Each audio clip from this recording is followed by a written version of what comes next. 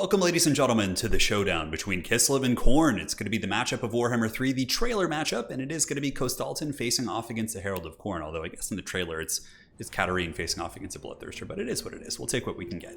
Now, as far as this matchup goes, this was a best of 3 between myself and Amor, and this was game 1, and I think Kislev is really dominant against Khorne in domination battles. I feel like the Chariots, when you really kind of get to less funds and Khorne doesn't have as, a wide of an army to really absorb those shots, the Chariots can really bully Khorne pretty bad. However, in land battles, I do think it's a much more even matchup. I would say slightly Kislev favored, maybe like 55-45, but nonetheless, Khorne can certainly do some work and can win that matchup, especially if they're able to catch your Chariots. Now, for the build, it's going to be the triple light war sled. These guys are incredibly strong. I don't really need to explain why. We've seen that they have insane DPS, excellent anti-infantry, and for being a light war sled, they're very tanky. I mean, 70 armor is still very effective against like Khorne dogs.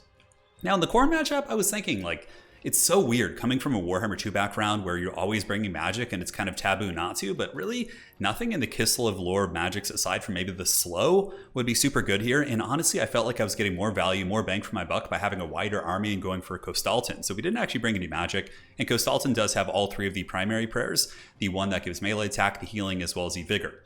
Now, for the rest of my army, it's going to be pretty defensive here in the back. We do have 2 or 3 armored Kossars, 2 Streltsy, a couple units of Griffin Legion, so double Griffin Legion, which are super cool. These guys are basically designed to ride on Bloodletters with shock damage, as well as absolutely destroy the Khorne dogs and Furies and all the sort of units, and they look so damn cool. I wonder how hard that scheme would be to paint. Probably not too hard. It looks like just kind of some sort of gold there, but in the trees, I do have some Warbear Riders as well. These guys are excellent against Khorne, one of the best units. I think they're really good against Khorne dogs because they're large, really good against most Khorne infantry with the exception of halberds, and in general, the Warbear Riders are just absolute linebackers. Now, for my opponent's build, it is going to be a bunch of, let's go ahead and see here. So we got Chaos Warriors of Khorne in the front, which I like. Having these shielded Khorne Warriors allows him to throw forward all these units with silver shields. So this is something that would be a little bit harder to do if it were in a domination mode. So in domination mode, for example, he might be able to bring the Khorne Warriors with shields, but if he did that, I could charge in and he wouldn't have enough to have all the support here. But now in the front, he's got these shielded Khorne Warriors with these silver shields, the Cultists of Khorne with silver shields, Heralds back here with some halberds, and a bunch of Blood Crushers. So opting to go for the unshielded variant, but these guys, man, they can really tear apart infantry, Streltsy, and they look so 40k to me. I mean, I guess 40k pretty much uses the same models, but very much a heavy skirmishing phase, just going to be poking, trying to get a little bit of damage on his halberds back here. We finally do. I also do send in Kostaltyn. I saw a little bit of a free fight here in the front, so the bear is going to be getting the big bear slap here on the Cultists of Khorne. But Kostaltyn honestly could win this fight, but the Cultists of Khorne are very good fighters. 63 melee attack, pretty similar to Kostaltyn. A little bit less damage and armor piercing, but he costs like half as much and can also summon units, so just riding about, causing some problems. Kostaltyn with a little bit of a pathing issue there. I gave him the wrong attack order. I had him in the same unit with the Chariots, and I was giving a shooting order to the Chaos Warriors, so a little bit of rough stuff there. But the Griffin Legion going to be couching their lances for the motherland and will be hammering into those Chaos Warriors pretty well. But again, they're super armored, so it's not going to be huge damage, but even still, I'm relatively happy with the impact that those cavalry did. And now the Khorne dogs are going to be surging in with a little bit of support as well.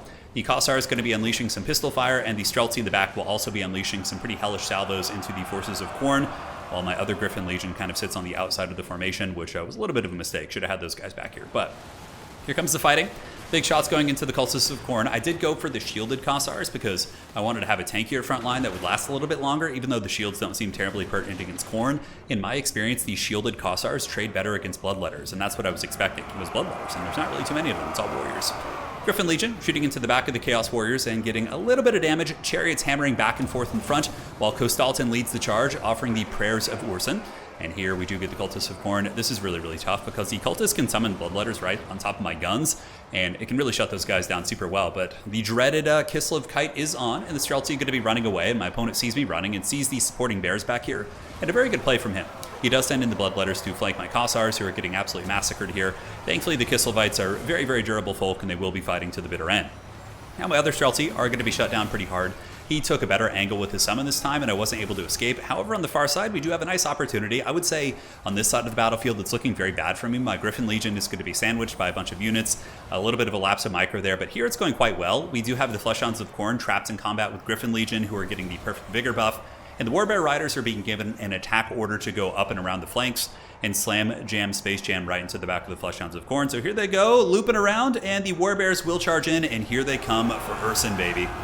And the Polish Bear Cavalry will be getting in there with their howling wings And you can see immediately the Khorne dogs are being torn to shreds. Khorne dogs are very, very resilient for, what they are, but against the Warbear riders who are dedicated anti-large, it's going to be quite painful. But my opponent did a really good job at messing up my war sleds. One of them got very damaged, the other one also lost a model.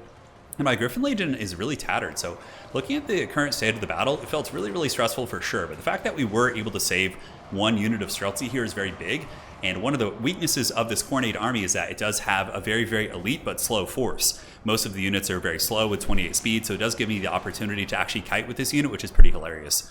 So the Italian Spartacus Legion, don't tell me that they look exactly like Italian Spartacus, especially that guy right there, are going to be running away from the halberds, trying to buy a little bit of time. I do have the bear chariot, so I have a lot of ammo, and you can really see the kind of state of the battlefield developing here. My Griffin Legion are going to be returning back to the battle, and the Streltsy are just on the run, while I still have some armored Kossars fighting back against the Chaos Warriors of Khorne, going for gooning attempts wherever I can. So Kostaltyn and the cavalry do find one cultist, and hopefully we can drag that bad boy down, as the bear is going to be unleashing the mighty bear slap, and my Griffin Legion is going to get charged pretty heavily by the Blood Crushers of Khorne.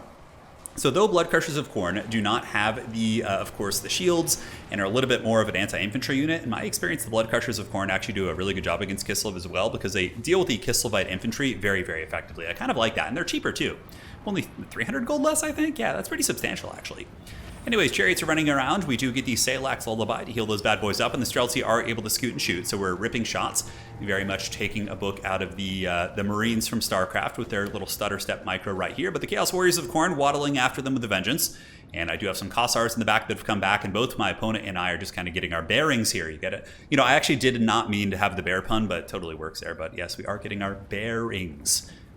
Pretty good opportunity here. Chaos Warriors of Khorne have overextended, and the bear sleds are going to be screaming in there. So here comes the big charge for Urson once again. Big armor piercing from the bears, but they withdraw at the last second, perhaps because the Khornate forces were a little bit too close by. And the Warbear Riders going to be getting a nice little armor piercing charge, but once again, a couple of the Warbear Riders do get stuck. Probably not the best decision on my part. Now, Chaos Warriors of Khorne here going to be getting the Griffin Legion, 40 weapon strength, very similar to Reiksguard Knights in terms of functionality and how they work. I think they're Reiksguard Knights are a little bit more heavily armored with 66 speed, and these guys have 75 with slightly less armor, so that's kind of the running theme of Kislev. However, Kislev is, Griffin Legion are just exponentially better than Reiksguard Knights, and the reason why is because speed is very important, but also because of the Kislev passive. If you need something tanky to hold a position, Kislevites are going to do it better than any soldier of the Empire can, with the exception, of course, of Flagellants and things like that, but Kislev also tends to be tanky, while Flagellants will get massacred pretty quickly, so you're getting a very different kind of change of pace there.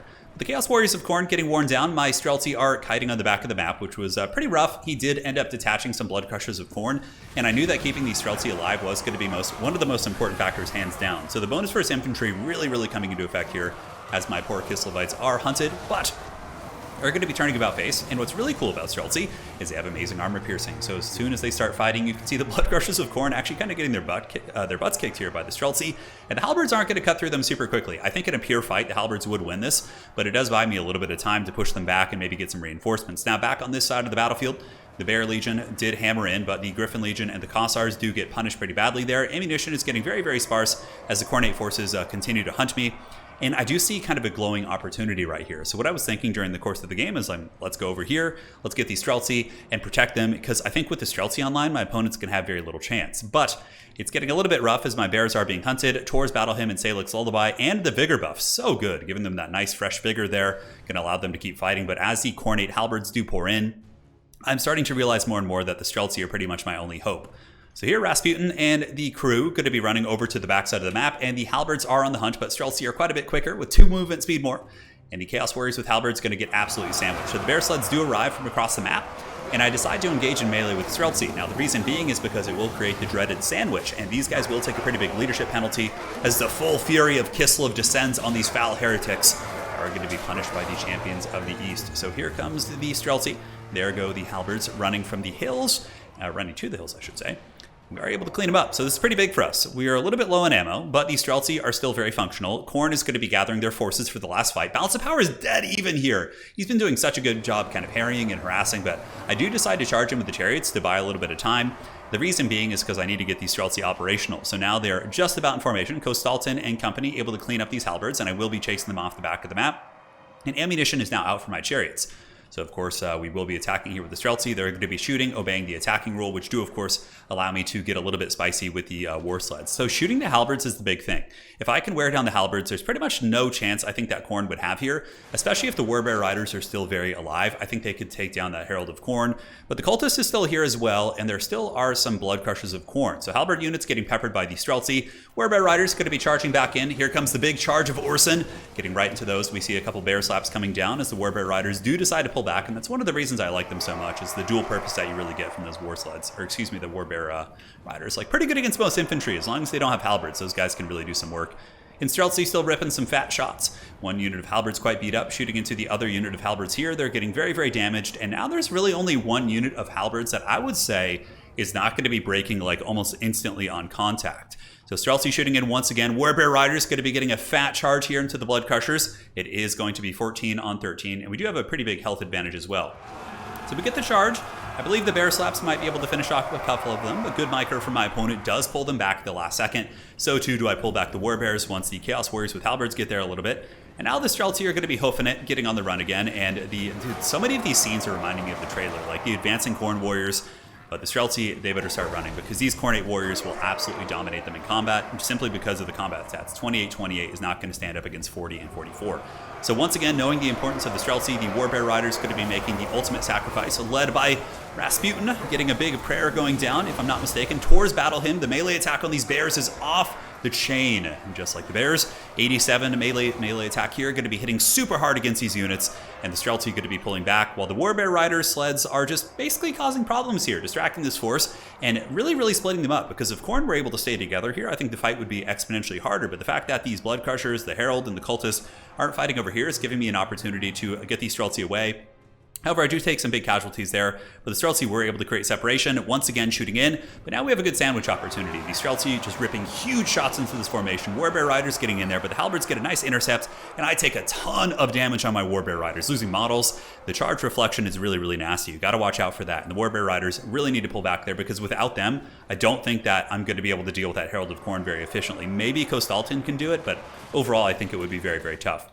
So the last of the halberds fighting here, the Streltsy at this point should be able to finish them off, so they are battered and broken, and the Warbear sleds just running around cackling, being very quick with 75 speed.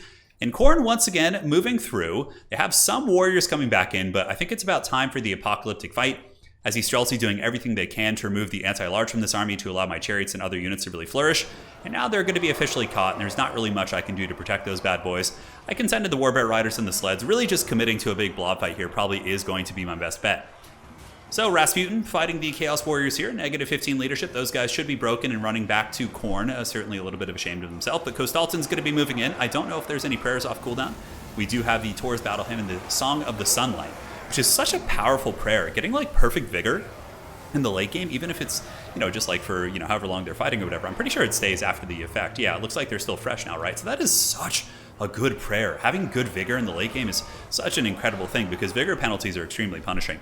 But with that, the Khornate army is mostly broken. You can see the Khorne troops are going to be getting sandwiched by the chariots, and Kostaltyn's going to be battling the Herald, but he does have the Warbear Riders backing him up. So the Warbear Riders are just so incredibly good. The big bear slaps coming in, battling the Herald, who's getting battered as well. And Kostaltyn has pretty good combat stats. He's certainly a very ferocious foe, and down goes the Herald.